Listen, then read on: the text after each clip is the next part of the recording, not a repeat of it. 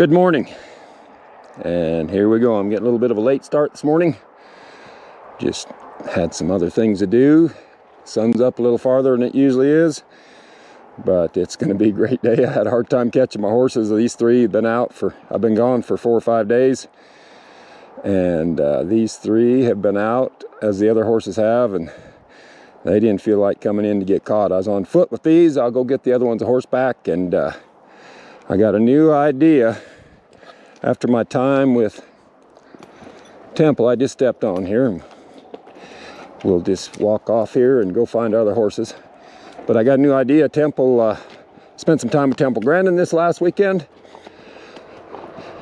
and she was giving me some ideas on being better about presenting things, and I've been trying to figure out how to make this little deal work better. I think it's so wonderful to head out in the morning and the beautiful scenery in Rygate, Montana, my little 100 acres here in the valley. It's not 160, but it's 100 that I have management over. And so what I want to do is I just want to visit and talk about things that I think are important that I could do on my back porch. But it's nice to see all the scenery that I get to see every morning and talk about. Now, I just had this put in. We sold a house that we just went by, and 10 acres or so. So I had to make a new access. So I had my neighbors, they put this new access in here. I'm gonna have a nice little pond there, and then we'll be able to go across here. I got to build some new Stay Tough fence. And so that's gonna be the new access to my little long pasture, I call it.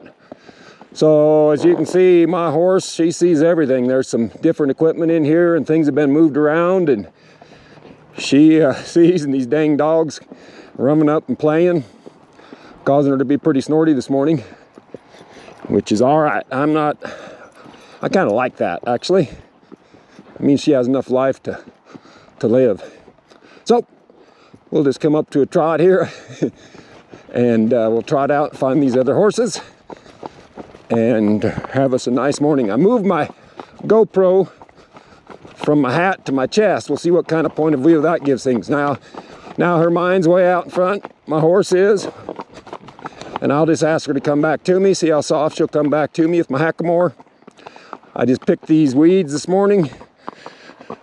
I did a little spraying.